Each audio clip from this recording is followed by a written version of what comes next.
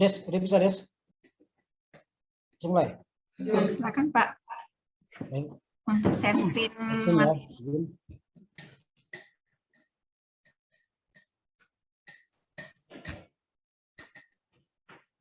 Sambil kita nunggu materi untuk di share screen, Bapak Ibu yang belum absen dipersilakan untuk absen terlebih dahulu. Absen lagi kan itu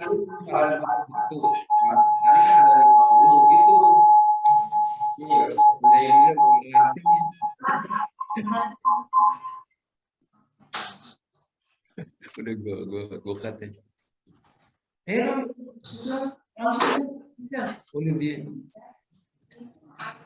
Baik, terima kasih Mbak Moderator. Bismillahirrahmanirrahim. Assalamualaikum warahmatullahi wabarakatuh. Waalaikumsalam warahmatullahi wabarakatuh. Salam sejahtera untuk kita semua. Yang saya hormati Bapak Ketua Umum Arsindo, Bapak Risa Sayan, Gue mau nanya teman-teman dari supaya ada gempa. kita Bapak Ibu semua. Gue mau nanya gini Ji. Mohon maaf, Gua mau tolong nanya. di-mute, Pak John. Enggak iya. Oh, ini Pak. Oke, baik, saya lanjutkan. Terima kasih atas kesempatan Bapak Ibu yang telah memberikan kesempatan ke saya untuk memaparkan materi bangunan gedung bertingkat. Bangunan gedung bertingkat umumnya adalah terdiri dari 3 komponen, yaitu struktur, arsitek, dan MEP, mechanical, electrical, dan plumbing. Nah, untuk kali ini kita coba paparkan bangunan gedung bertingkat berdasarkan pola strukturnya. Jadi gedung bertingkat terdiri dari 2 pola struktur, yaitu struktur konvensional dan struktur pracetak. Nah, mengapa kita menggunakan gedung bertingkat dengan metode pracetak? Nah, kali ini coba akan saya paparkan apa sih kelebihan dan kekurangan dari metode pracetak. Sejarah beton pracetak. Di Indonesia sendiri beton pracetak baru dikenal di era 2000-an. Pada 1970 itu baru berupa balok jembatan, pagar, dan panel. Tapi masuk ke era 2000 ke atas, banyak diaplikasikan pada rumah susun, gedung kantor, kampus, dan lain-lain. Lanjut. Nah, ini. Apa kelebihan bangunan yang menggunakan beton pracetak? 1. Kualitas beton struktur yang lebih baik. Karena metode pelaksanaan beton pracetak ini dilakukan di bawah, yang gampang dilihat oleh pengawas investor, sehingga pekerjaan pembersihan, pekerjaan pengecoran dapat lebih presisi dan mengurangi terjadinya kesalahan pelaksanaan kerja. Dan beton pracetak pun juga menggunakan mutu beton tinggi agar dapat diinstal, didirikan secepat mungkin. Yang kedua, penghematan dari segi waktu dan biaya. Produksi komponen struktur dapat dilakukan berbarengan dengan pekerjaan pemancangan atau bongkar.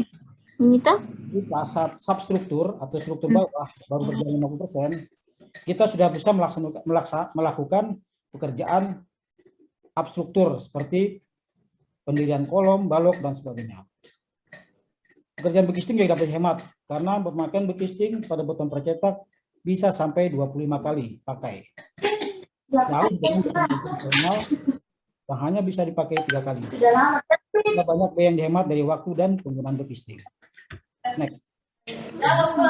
Kali beton pracetak juga ramah lingkungan, termasuk dalam kriteria green building atau bangunan hijau.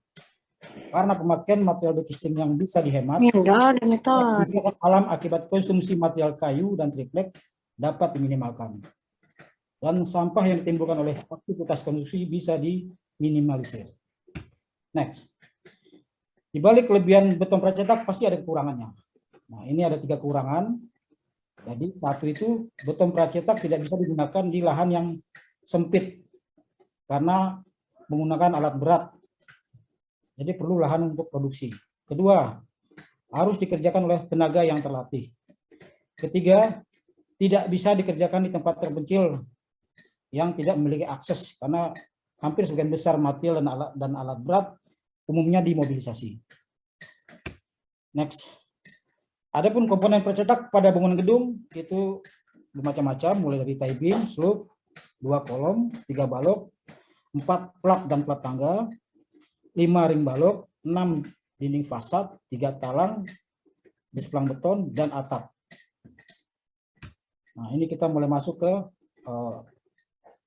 proses produksi precast, slope, kolom, dan balok. Nampak foto dari lapangan. Ini casting areanya, tempat penampungan dari produksi. Nah, ini 4 tahapan dalam pelaksanaan produksi dari beton pracetak. 1 implementasi QC atau quality control, 2 persiapan, 3 proses, 4 pengecekan. Kita masuk di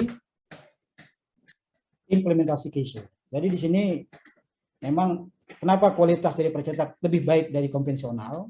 Karena kita setiap pelaksanaan selalu dilakukan semua di bawah, tidak ada yang di atas. Karena kalau bisa dibayangkan kalau ngecor balok kolom di atas, itu inspektur akan naik ke atas mungkin tidak sedetail jika di bawah. Ini nampak saat besi datang kita sigmat, beton pun juga kita cek selamnya. Next. Nah, ini proses perakitan pile cap.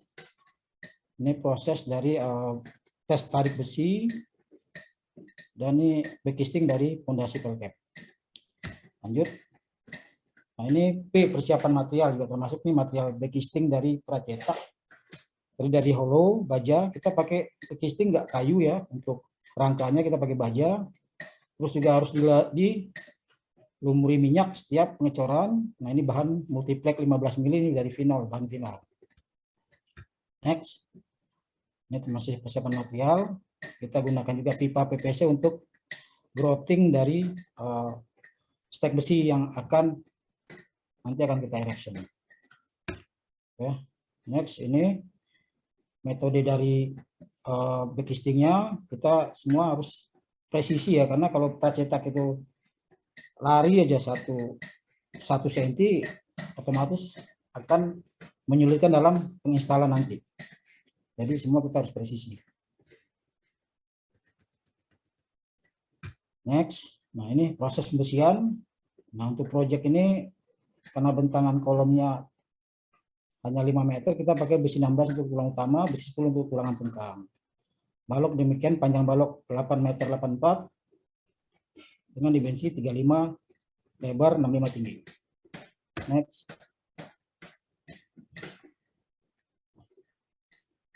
Ini proses molding. Molding itu pencetakan di casting area. Jadi sebelum dicetak betonnya kita siapkan dulu backcastingnya. Baik itu backcasting untuk slope, kolom maupun balok, plat dan lain-lain. Nah, ini ada pipa, ini adalah untuk penyambungan dengan pembesian di atas nanti itu kolom. Nanti ada dijelaskan di layar berikutnya. Next.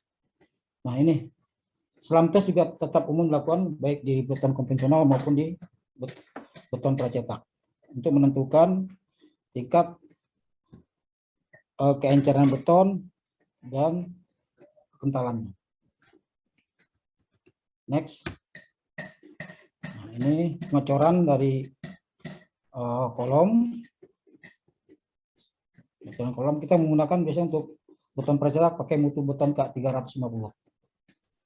Karena umumnya diangkat pada usia minimal di 7 hari. Kalau beton konvensional biasanya kan sampai nunggu 14 dan 28 hari. Oke. Lanjut. Nah, ini pelangsiran atau pemindahan dari casting area tempat pencetakan ke stocking area, tempat penyimpanan sambil menunggu umur maksimal 7 hari. Ada juga di teman-teman yang mungkin proyeknya memang harus cepat, itu 1,5 bulan harus jadi 4 lantai, malam 4-5 hari sudah diangkat, tapi mutu betonnya ditambahkan ke mutu beton ke-400. Nah, kita pakai K3,5, ya di 7 hari baru bisa kita angkat, kita erection. Next. Nah, ini juga ada curingnya juga tetap sama dengan beton konvensional, tapi curingnya di stocking area. Next. Nah, kadang-kadang kalau proses pengangkatan dari casting ke stocking area tidak baik, ada gompelan-gompelan ini yang kita hindari karena akan mengurangi presisi beton saat nanti diinstal atau di erection. Next, ini kita lanjut ke produksi precast half slab, yaitu lantai beton yang dicor setengah, maksudnya dicor di casting, nanti finishingnya ada dicor di atas untuk menyatukan antara plat beton dengan struktur indukannya itu kolom dan balok agar rangkaian strukturnya monolit. Oke, ini produksi precast half slab sudah ditempatkan di casting area, tempat penyimpanan. Adapun tahapan dari proses half slab itu sama, ada tiga proses: persiapan, proses, dan pengecekan. Persiapan material untuk half slab, besi siku sebagai backcastingnya, karena tinggi plat itu kan 12 cm, berarti kalau half slab berarti kita butuh hanya 8 cm untuk cor awal. Ini kita pakai penulangannya wire mesh. Ini juga ada beton decking juga atau selimut beton. Lanjut. Ini materialnya saat pengecoran dan langsung bisa kita finish di casting area, sehingga nanti hanya beton join yang akan kita cor berikutnya. Kemudian lanjut. Nah, ini besi dari half slab yaitu wire mesh, rata-rata pakai M10 atau M8. Next. Ini proses molding dari casting area ke stocking area.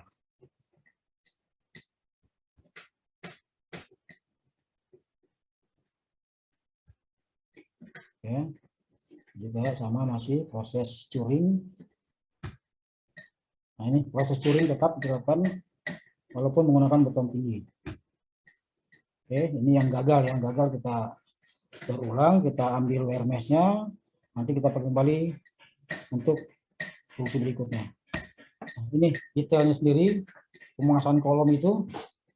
Jadi kita pakai metode join embedded welder. Jadi join di kolom balok menggunakan plat embedded yang dilas ke pembesian seperti ini.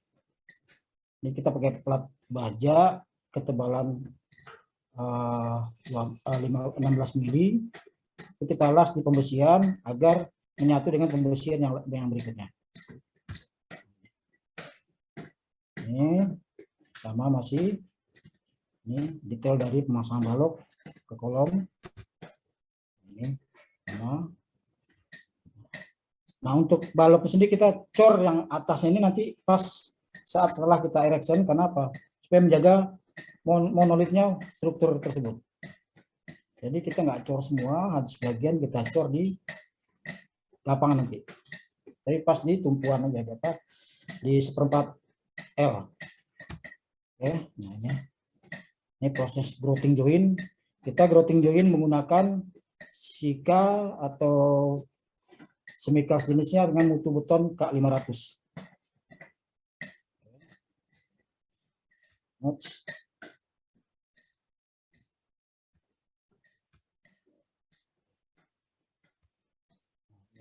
Ini nampak di sini.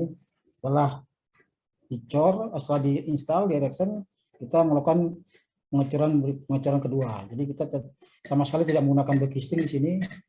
Jadi menghindari penggunaan material alam yang terbarukan.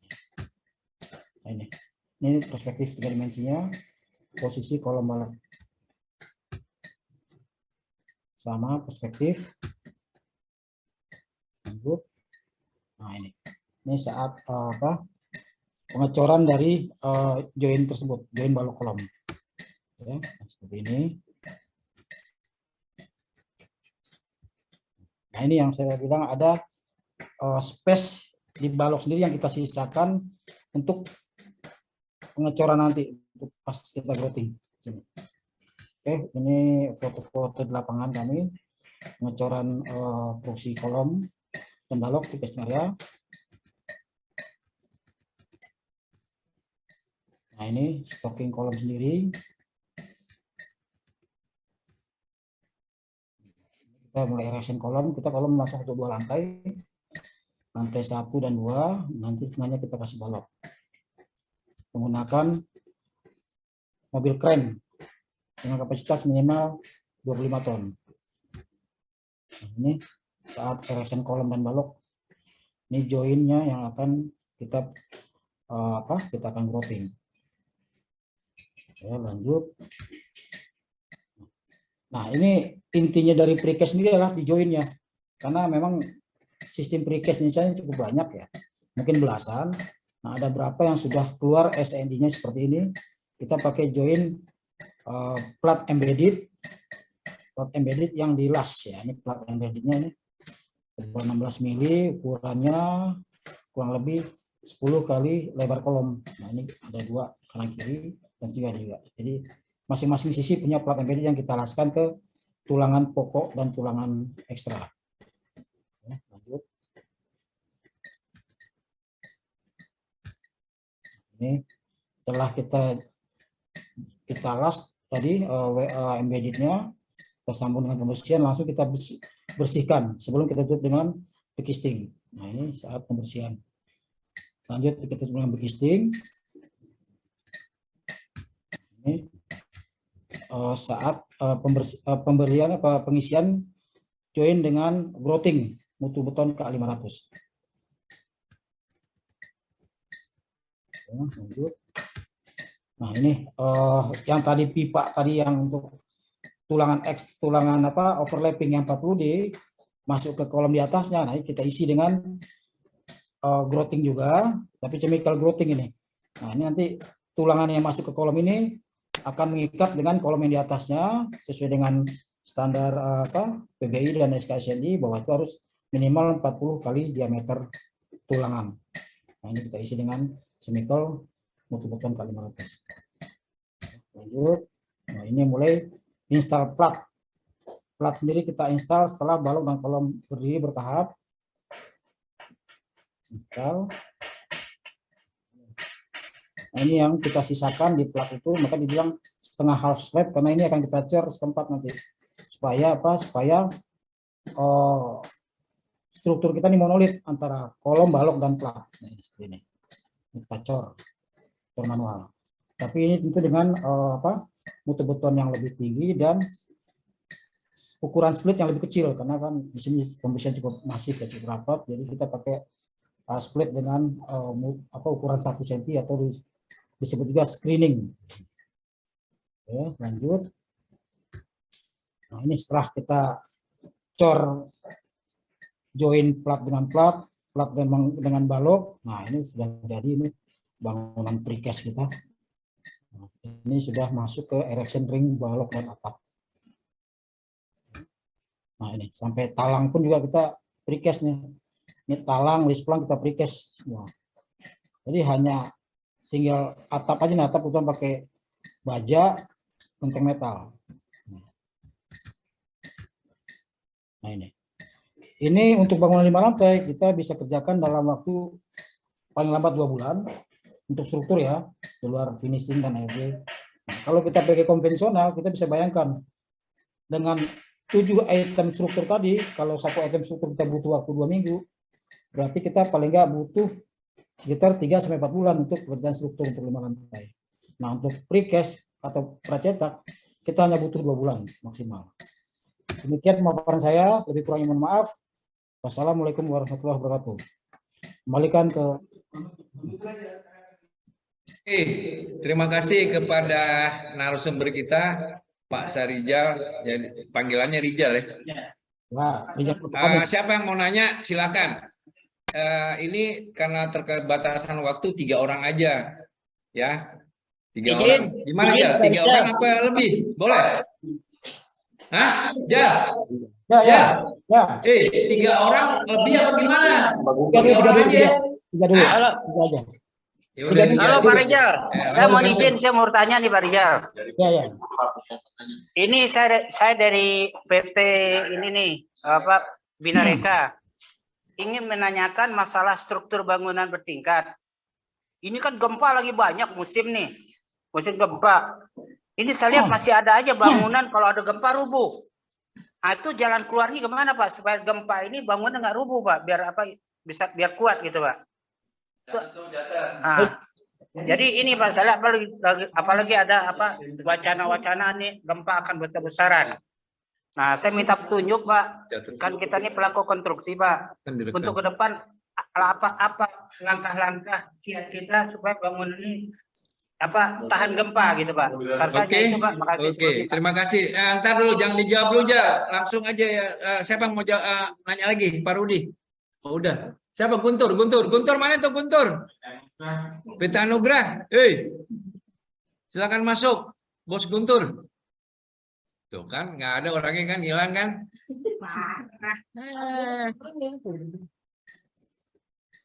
Dia ngerokok, paling bisa ngerokok. Udah satunya dulu lah. Tuh, satu dulu. Udah, siapa lagi yang mau nanya ini tuh? Selain Guntur, baru satu nih. Ya, saya mau bertanya kepada Pak. Nah, gitu dong. Kalau ada disampaikan sama Pak Rudi, dia mau Cepat.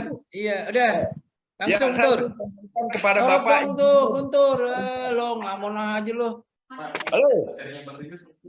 Tutup. Saya ingin menyampaikan kepada Ya, Bapak. materi lu tutup dulu aja, materinya. Tutup ya. Enggak, Biar disorot si Guntur. Nah, terima dulu jawaban saya. Guntur. Ya, terima kasih Pak Ketum.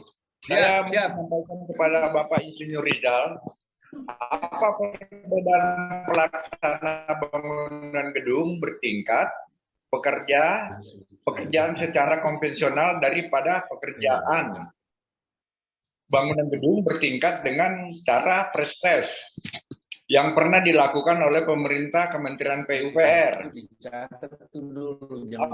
Kelebihan dan kelemahannya pada kedua bangunan tersebut.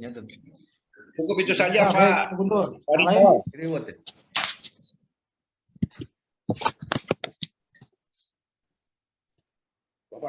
Lanjut, siapa yang mau nanya lagi? Satu lagi. Si ini. Itu ada si ini, masih ada Firman.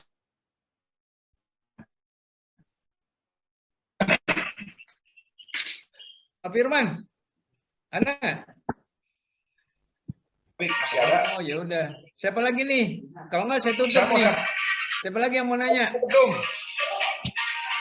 Ini dari Pak ini Pak Yatno, ada nggak Pak Yatno? Masih ada nggak Pak Yatno? Udah kabur Pak Yatno? Ya udah ya kalau gitu.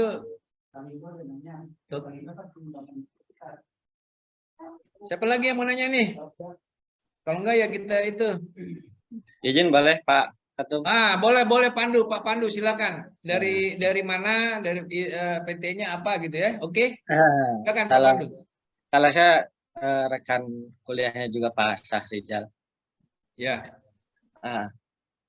Kan ini mungkin metode precast ini kan sama konvensional kan ada kekurangan kelebihannya ya, terutama tadi udah dipaparkan terkait dengan butuh lapangan luas, mobilisasi dan segalanya ya. Kalau kecepatan mungkin di segi precast ini akan lebih cepat daripada dengan menggunakan sistem konvensional seperti hal lainnya. Dalam segi biaya nih Pak, kan kita juga harus kalau kita di kontraktor kan menghitung ke situ ya. Apakah di segi sistem precast ini biayanya berapa persen sih selisihnya ataupun keuntungan dari menggunakan sistem ini gitu kan? Kalau untuk tadi udah dipaparkan secara SNI-nya mungkin kan udah layak lah karena udah ada SNI-nya terkait dengan tadi juga saya sempat bingung sih untuk penyambungannya kekuatan-kekuatannya ternyata biar monolet bisa disampaikan bisa di growing gitu. Cuma yang mutu udah disampaikan melalui SNI, cuma yang biaya ini Pak, selisih dengan menggunakan sistem precast ini dan sistem manual berapa persen sih apabila saya dilakukan jadi selaku kontraktor kan kita menghitung tuh kan keuntungannya gitu. Tolong dipaparkan terkait keuntungan itu. Terima kasih Pak Sahrijal, terima kasih Pak Ketum. Ya lanjut, udah ya 3 pertanyaan, silakan dijawab langsung ke narasumber. Baik, terima kasih para bapak bertanya. Jadi tadi saya coba pertanyaan dari Pak John ya, itu menanyakan tentang faktor keamanan dari kegempaan. Ini kan kegempaannya kita sudah waranti ya, sudah kita hitung itu kita memang di skala 1, di mana kita pernah bangun nih rusun di semua provinsi Indonesia, termasuk di Palu, di Poso, di Sumbar, bahkan sampai ke Papua. Alhamdulillah waktu gempa Padang itu kebetulan sedang dibangun, sedang tahap konstruksi untuk rumah susun di Padang. Itu baru lantai 3 terjadi gempa. Alhamdulillah, teman saya itu nggak ada masalah dengan kegempaan itu, karena kan kebetulan saat itu sudah di grouting. Sebelum grouting kita ada pengaman namanya code untuk kolom balok. Jadi sebelum grouting kita cukup umur, itu kolom balok kita nggak boleh dibongkar. Jadi untuk gempaan sudah teruji agen, nggak ada masalah. Karena kita sudah membangun lebih unit rumah susun di seluruh Indonesia dengan berbagai macam metode penyambungan. Itu satu. Kedua, tadi mengenai pertanyaan Pak Guntur ya, itu tentang apa kelebihan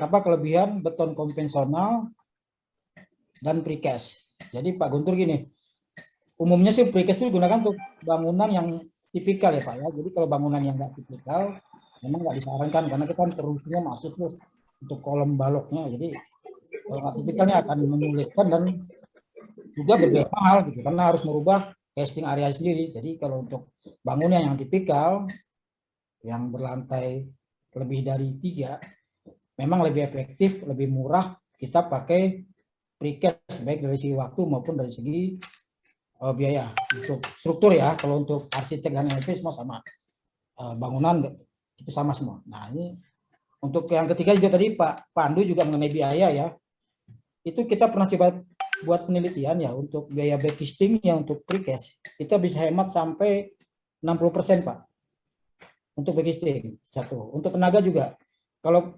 konstruksi struktur precast atau pracetak itu borang upahnya lebih murah dari konvensional, itu bisa sampai 60% dari konvensional. Jadi cukup signifikan untuk penghematan biaya di struktur ya. Kalau arsitek MEP itu sama semua. Jadi ini sudah teruji, makanya PUPR sendiri juga sering menggunakan precast untuk bangunan berlantai yang tipikal gitu. Demikian, terima kasih. Boleh menanggapi Pak Sarijal. Terima kasih banyak Pak Rijal atas penyampaiannya. Udah semua ya? Makasih. Pak Pandu menanggapi. Sebentar. Pak Pandu menanggapi. Jadi terima kasih kepada narasumber kita Pak Sarijal dan teman-teman yang ikut pada sesi inti ini. Semoga kita dapat bertemu lagi di hari yang akan datang, bulan yang akan datang. Kita tadi saya sudah jelaskan, kita akan membuat kegiatan 5 kali ya. Pak mungkin bisa Pak, bisa usul Pak Rizal. Saya Pak Rizal sebagai ketua mengarahkan sekali kepada teman-teman daerah. Enggak, tar dulu deh. Pak Firman mau nanya lagi nih. Enggak, usul Pak, usul aja Pak Rizal. Usul Pak. Usul. Ya, boleh sih. Ya, Pak Firman mau nanya, boleh nggak nih sebelum saya tutup? Usul aja Pak, usul. Ya. Usul. Ya. Boleh bukan nanya Pak. Enggak, bukan nanya. Kalau bisa Pak Firman. Lanjut coba Pak Firman. Kalau bisa Pak, setiap kegiatan ini ada flyernya, background sama ada sertifikatnya Pak. Jadi siapa tahu nanti ada anggota bisa Pak, bisa untuk perpanjangan dulu Pak. Dengar Pak? Ya udah Pak. Kayaknya nggak nyambung ya Pak. Halo Pak. Mungkin di jalanan kali. Jadi halo Pak. Kita tutup sesi tanya jawab ini, acara yang inti. Kita akan ketemu lagi tanggal berapa Dok? Halo Pak. Dengar Pak? Jadi ada kegiatan lagi tanggal 8 ya? Maksudnya ini. Nanya kedengeran. Untuk Pak Firman. Pak, dengar Pak? Lanjut. Oh iya Pak. Oh ya Pak Firman. Ayo, iya, saya maaf. tutup nih. Ya maaf Pak. Kalau bisa untuk untuk FGD seperti ini ada backgroundnya Pak. Jadi nanti untuk bisa bukti untuk kegiatan kita. Terus yang kedua ada sertifikatnya Pak. Jadi kalau ada anggota taksi yang mau perpanjang SKA kan bisa jadi dapat poin Pak. Siap. Itu aja Pak Firman. Ya gitu aja Pak. Nah, jadi gini apa? Nanti yang Pak Firman ini kita tampung ya. Nah, ini nanti urusan saya nih langsung. Tadi kan saya juga udah ngomong kan sama mereka itu. Kita harus ketemu, kita pengen tahu sampai sejauh mana. Yang jelas asosiasi teragitasi yang ataksi itu dapat melakukan sendiri setelah mendapat persetujuan PVI, PNI segala macam dari LPJK dengan catatan sebidang kita doang. Sebidang kita itu kan sipil, berarti kan yang nggak ada itu kalau nggak salah jenjang 2, 3, 4, 5. Terus ada beberapa gedung apa saya lupa tuh berapa itu, banyak juga sih memang. Ya. Ini kalau ada kegiatan gini pakai flyer biar nanti punya saya dapat nilai. Oh, nggak ini kalau yang buat SKA ya. Ya udah nanti kita itu berarti si Desi yang itu, oke? Buat nilai SKA ya. Ya, nah nanti kita usulan. Kayaknya cukup. Saya ucapkan terima kasih kepada seluruh peserta. Saya kembalikan kepada MC.